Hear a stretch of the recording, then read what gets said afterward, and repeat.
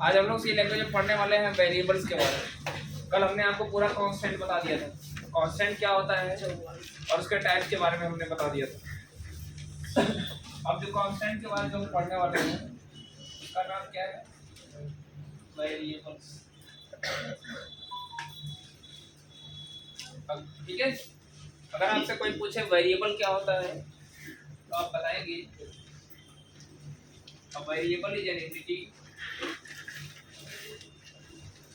a variable is an entity that may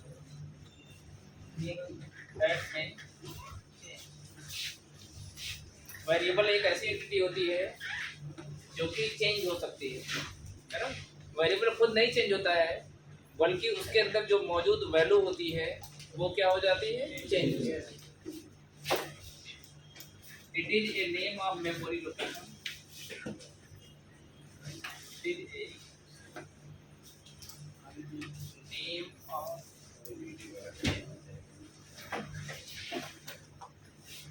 it is a name of memory location which is used to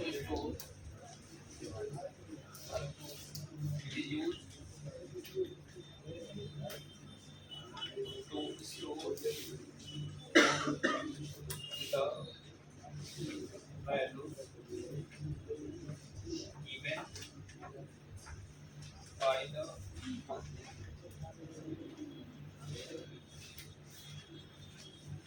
variable एक ऐसी entity होती है जिसकी value में हम परिवर्तन कर सकते हैं। यहाँ देखिए मैं लिखा हूँ ना, वेरिएबल इज एंटिटी दैट में चेंज, खुद नहीं चेंज होता है बल्कि उसके अंदर जो वैल्यू होती है हम उसकी वैल्यू में परिवर्तन कर सकते हैं। और आगे मैंने लिखा है, सुनिए ध्यान से, यह मेमोरी एलोकेशन का एक नाम होता है, मतलब टेम्पोररी नेम होता है। देखिए जैसे मान लीजिए हमने कहीं पे लिख दिया, सुनिए ध्यान से, हमने कहीं पे लिख दिया int a इक्वल टू, अब यहाँ ध्यान से देखिए a क्या है? एक वेरिएबल है। a क्या है? एक वेरिएबल है जिसके अंदर कितना स्टोर किया जा रहा है? 10। अभी a के अंदर हम 10 स्टोर कर रहे हैं, तो अगली लाइन में हम a के अंदर कितना स्टोर कर सकते हैं? 50। तो आप देख सकते हो a की वैल्यू शुरुआत में ली गई थी 10, जिसको हम बदल के क्या कर दिए? 50।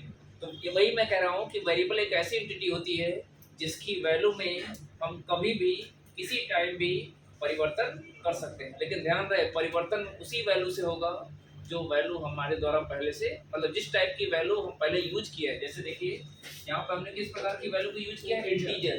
तो जब परिवर्तन करेंगे तो किसी इंटीजर वैल्यू से ही करेंगे, किसी दूसरी वैल्यू के साथ आप परिवर्तन नहीं कर सकते। ये बात समझ रहे हो ना?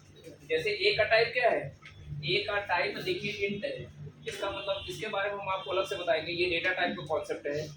किसी भी वेरिएबल को जब भी हमारे द्वारा प्रोग्राम के अंदर किसी वेरिएबल को यूज किया था ना, तो उसको हमको डिफाइन करना पड़ता है। डिफाइन करने के लिए हम लोग डेटा टाइप का इस्तेमाल करते हैं। तो यहाँ पे इंट क्या है? एक डेटा टाइप है।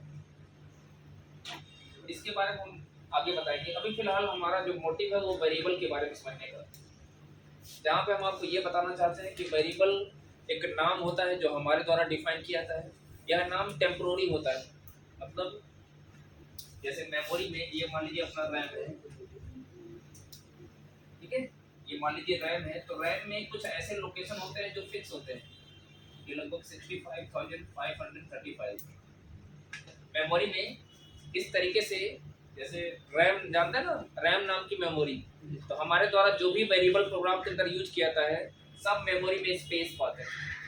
जैसे हमने लिख दिया int a इक्वल टू 10, तो a क्या है? एक वेरिएबल है जिसका इस्तेमाल करते हुए हम लोग क्या कर रहे हैं? 10 को स्टोर कर रहे हैं।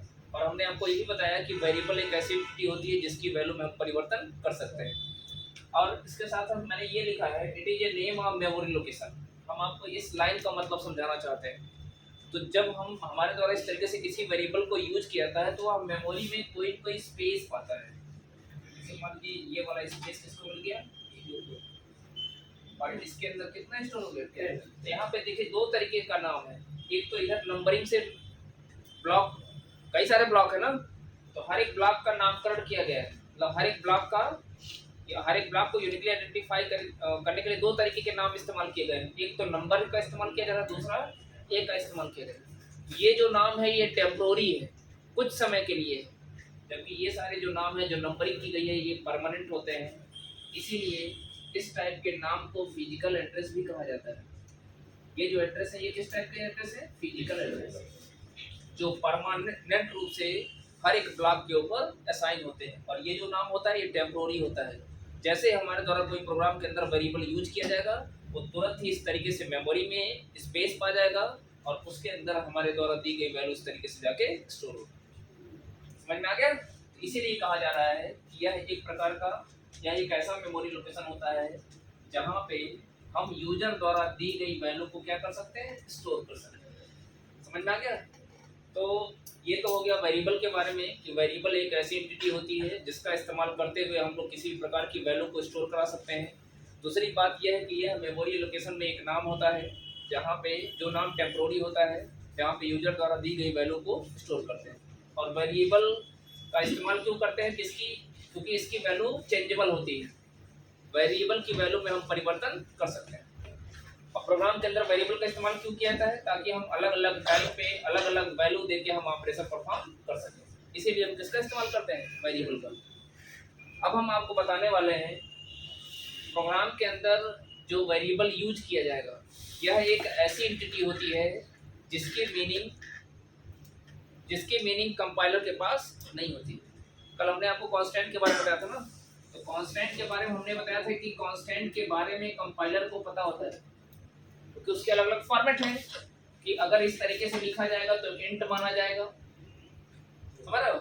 अगर इस तरीके से लिखा जाएगा तो फ्लोट माना जाएगा, अगर इस तरीके से लिखा जाएगा तो लॉन्ग डबल माना जाएगा, अगर इस तरीके से लिख रहे हैं तो डबल माना जाएगा।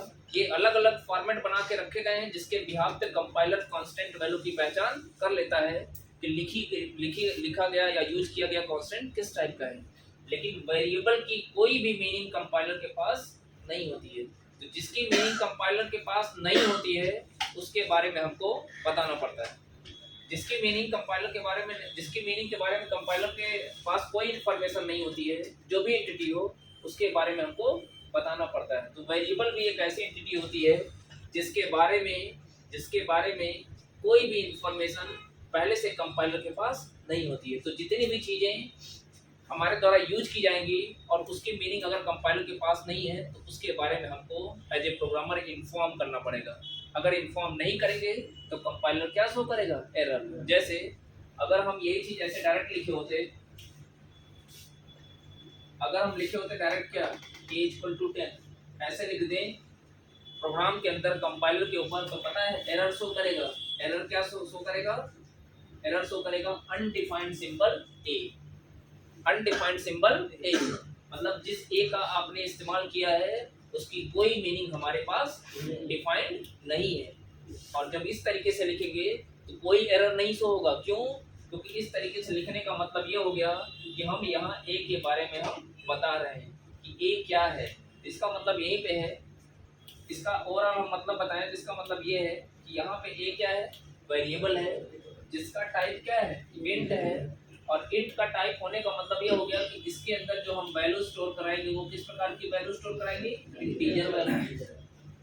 इसके लिए मेमोरी में 2 बाइट का स्पेस बनेगा। ये सारी की सारी चीजें कंपाइलर को पता चल जाएगी। समझ में आ गया? तो जितने भी वेरिएबल हमारे द्वारा प्रोग्राम के अंदर यूज किए जाएंगे उनके बारे में हमको कंपाइलर को बताना पड़ेगा। बताएंगे कैसे? इस तरीके से हम लोग डिफाइन करेंगे। चाहे आप प्रोग्राम के अंदर एक वेरिएबल यूज करो, चाहे 10 वेरिएबल यूज करो, हर वेरिएबल को आपको डिफाइन करना पड़ेगा। समझ में आ गया? और दूसरी बात कि आपके द्वारा जिन वेरिएबल का इस्तेमाल किया जा रहा है वेरिएबल की वेरिएबल का नाम जो होना चाहिए वो मीनिंगफुल होना चाहिए। जैसे अगर हम सम करना चाहते हैं, 2 नंबर को जोड़ना चाहते हैं तो हम क्या करेंगे? सम नाम का वेरिएबल लेंगे। सम के लिए हम पूरा सम लिखें या एस लिखें तो यस क्या इन्फॉर्म कर रहा है? सम। ठीक है? या कोई नियम नहीं है लेकिन अगर मीनिंगफुल होगा तो प्रोग्राम का जो कॉन्सेप्ट होता है ना, वो ज़्यादा अच्छा होता है। प्रोग्राम का जो इम्पैक्ट होता है वो ज़्यादा अच्छा होता है। समझ में आएगा? बहरहाल इसमें हम बाद में आएंगे। तो हम ये कह रहे थे कि हमारे द्वारा जितने भी वेरिएबल का इस्तेमाल किया जाता है सबको हमको डिफाइन करना पड़ेगा। तो वेरिएबल को डिफाइन करने से संबंधित कुछ रूल्स हैं, बनाए गए हैं, उन रूल्स के बारे में हमको जानना पड़ेगा।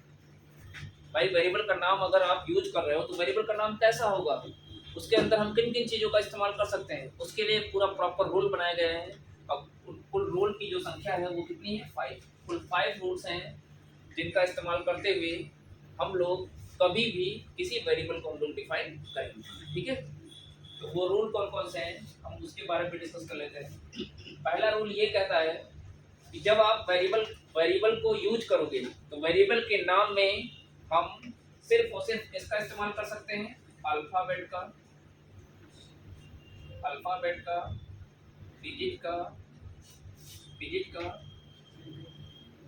एंड मैं पूरा लेते रहा हूँ, है ना।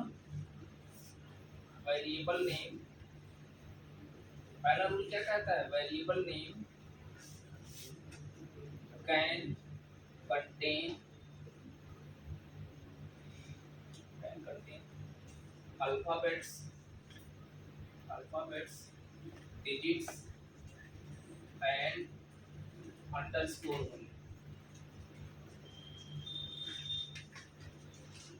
वेरिएबल नेम में हम किसका इस्तेमाल कर सकते हैं? अल्फाबेट्स का इस्तेमाल कर सकते हो, डिजिट का इस्तेमाल कर सकते हो और अंडरस्कोर का इस्तेमाल कर सकते हो। इसके अलावा आप कभी भी किसी भी सिंबल का इस्तेमाल नहीं कर सकते। ये जो नाम हमने इसमें देखिए अल्फाबेट आया है ना, अल्फाबेट का यूज कर सकते हो। अल्फाबेट के साथ आप डिजिट का भी इस्तेमाल कर सकते हो। मैं कुछ एग्जांपल इससे करता हूँ। जैसे देखिए इंट A1 A12 सही है, इसमें देखिए अल्फाबेट भी आया है और डिजिट भी आया है। इंट x ये भी सही है। इंट x अंडरस्कोर 2 ये भी सही है। इंट x डॉलर ये गलत है, कि वेरिएबल नेम में हमने क्या कहा है कि आप सिर्फ और सिर्फ अल्फाबेट्स का, डिजिट का और अंडरस्कोर का इस्तेमाल कर सकते हैं सिंबल में। इसके अलावा किसी भी सिंबल का इस्तेमाल आप नहीं कर सकते। समझ में आ गया? अच्छा ये भी ध्यान दीजिएगा, इंट x हाइफन 1। अब देखिए ये हाइफन है, एक अंडरस्कोर होता है, एक माइनस का सिंबल होता है जिसको हाइफन कहा जाता है। तो माइनस वाला सिंबल यानी हाइफन वाला सिंबल भी आप इस्तेमाल नहीं कर सकते हो। ये ध्यान रहे, ये बहुत महत्वपूर्ण पॉइंट है। अच्छा ये भी नहीं कर सकते हो, इंट x स्पेस 1 ये भी नहीं कर सकते हो। वेरिएबल नेम के बीच में स्पेस भी नहीं होना चाहिए। ठीक है, दूसरा रूल क्या कहता है? तो पहला रूल हो गया कि वेरिएबल नेम में हम किन किन चीजों का इस्तेमाल कर सकते हैं। दूसरा रूल क्या कहता है? और variable name can start with alphabet and underscore only.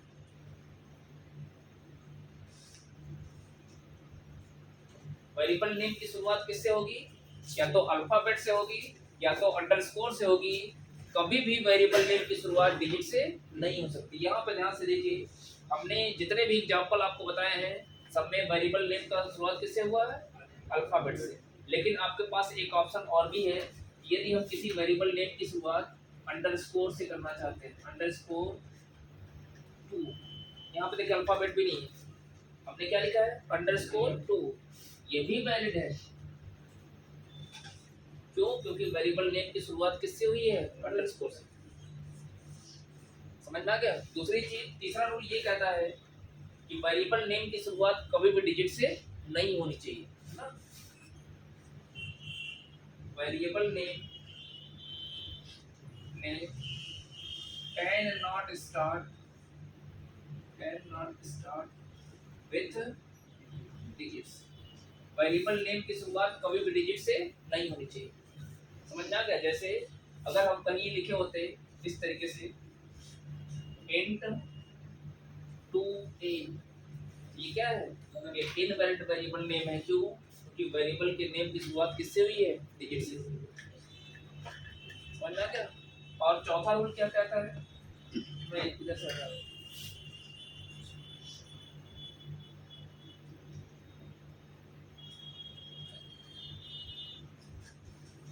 चौथा रूल ये कहता है व्हाइट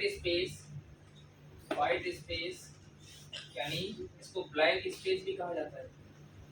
इसे क्या कहता है, blank space. White space bracket में लिख सकते हो, व्हाइट स्पेस में blank space is not allowed, white space bracket में लिख सकते हैं, blank space is not allowed within the variable name. मतलब व्हाइट स्पेस यानी ब्लैंक स्पेस किसी भी वेरिएबल नेम के बीच में हम इस ब्लैंक स्पेस का इस्तेमाल नहीं कर सकते। इसका एग्जांपल क्या है, जैसे मान लीजिए हमने लिख दिया फ्लोट ए स्पेस बी। ये जो इंट फ्लोट कैर आ रहा है ना, इसके लिए परेशान मत होइए, इसको अभी अलग से हम बताएंगे। अभी फिलहाल आपका फोकस किस पे होना चाहिए, वेरिएबल के नाम पे होना चाहिए। अभी सिर्फ आप इस पे फोकस रखो। ये इंट कैर फ्लोट क्या है, ये डेटा टाइप है। बस आप इतना जानो जिनका इस्तेमाल करते हैं हम लोग वेरिएबल को डिफाइन वेरिएबल को हम लोग क्या करते हैं, डिफाइन करते हैं। क्योंकि वेरिएबल को अगर हम डिफाइन नहीं करेंगे तो कंपाइलर क्या शो करेगा, एरर। और वेरिएबल को डिफाइन करने के लिए किसका इस्तेमाल किया था, सिर्फ और सिर्फ डेटा टाइप का इस्तेमाल किया था, और कोई माध्यम नहीं है वेरिएबल को डिफाइन करने का। समझ में आ गया। तो ये जो शब्द हमारे द्वारा लिखे जा रहे हैं, इंट फ्लोट कैर, ये सब क्या है, ये सब के सब क्या है, डेटा टाइप। और डेटा टाइप का सिर्फ काम ही है कि वेरिएबल को, डेटा टाइप का काम यही है कि वेरिएबल को डिफाइन करना। समझ में आ गया।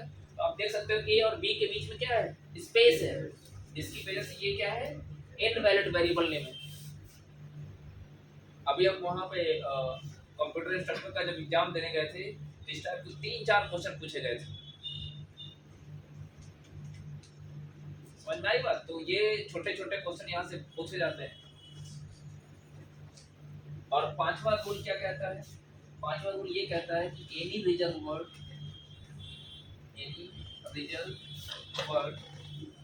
और keyword can not be used as a variable name. इसका मतलब क्या है, हमने आपको पहले बताया कि सी में जितने भी कीवर्ड हैं, कुल कितने कीवर्ड है, 32 हमने आपको बता रखा है। सी में कुल कितने कीवर्ड है, 32। उन कीवर्ड में से किसी भी कीवर्ड का इस्तेमाल हम लोग वेरिएबल नेम के तौर पे नहीं करेंगे। जैसे एक कीवर्ड डिफाइन है स्विच नाम का, ये कीवर्ड है जो कि डिफाइन करके, सी का एक कीवर्ड है जो कि सी की लाइब्रेरी में पहले से डिफाइन है। तो जो चीजें पहले से डिफाइन है उनको आपको डिफाइन करने की क्या जरूरत है। यही कारण है कि उन शब्दों का हम इस्तेमाल नेम के तौर पे हम लोग नहीं कर सकते। यानी इस स्विच का इस्तेमाल आप वेरिएबल के तौर पे नहीं कर सकते हो, ये गलत है। समझ में आ गया। तो वेरिएबल हमारे द्वारा अगर प्रोग्राम के अंदर किसी भी वेरिएबल का इस्तेमाल किया जा रहा है तो उनका जो नाम होगा, उनके नाम में हम किन किन चीज़ों का इस्तेमाल कर सकते हैं। तो पहला रूल ये बताता है कि वेरिएबल के नेम में हम अल्फ़ाबेट का इस्तेमाल कर सकते हैं, डिजिट का और अंडरस्कोर का। दूसरा रूल ये कहता है कि वेरिएबल नेम की शुरुआत हमेशा या तो अल्फ़ाबेट से होगी या तो अंडरस्कोर से होगी। तीसरा रूल ये कहता है कि वेरिएबल नेम की शुरुआत कभी भी डिजिट से नहीं होगी। और चौथा रूल ये कहता है कि जो स्पेस होता है, ब्लैंक स्पेस, हम वेरिएबल नेम के बीच में ब्लैंक स्पेस या व्हाइट स्पेस का इस्तेमाल नहीं करेंगे। और चौथा रूल पांचवा रूल ये कहता है कि जितने भी कीवर्ड हैं उन सारे कीवर्ड में से किसी भी कीवर्ड का इस्तेमाल वेरिएबल के नेम के तौर पे नहीं किया जाएगा। समझ में आ गया। कुछ एग्जांपल हम आपसे पूछेंगे, ठीक है। जैसे मैं पहले तो देखिए इंट A3 ये वैलिड है कि इनवैलिड है, इंट अंडरस्कोर 2 वैलिड है, इंट माइनस मैं बोल दे रहा हूँ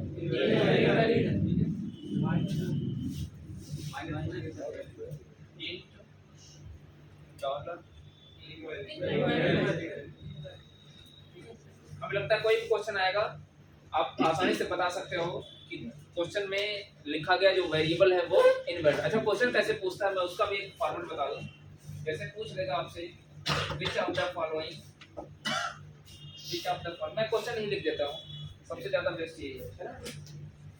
ये तो आप अगर वैलिड इनवैलिड ऐसे पूछ लिया गया तो आप आसानी से बता सकते हो, लेकिन जो क्वेश्चन पूछे गए हैं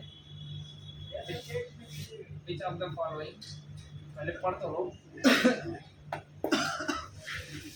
which of the following cannot be used as a variable name।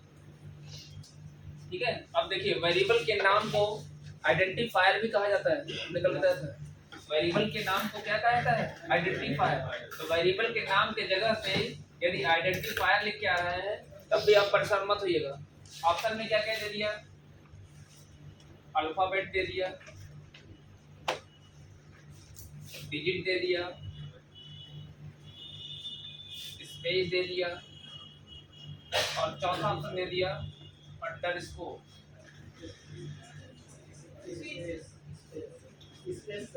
ठीक है, क्वेश्चन क्या कह रहा है? निम्न में से किसका इस्तेमाल हम वेरिएबल नेम के तौर पे हम लोग नहीं कर सकते? तो हमने आपको बताया कि अल्फाबेट का कर सकते हैं, डिजिट का कर सकते हैं, अंडरस्कोर का, वैसे स्पेस का हम लोग नहीं कर सकते। तो ये हमारा करेक्ट ऑप्शन होगा।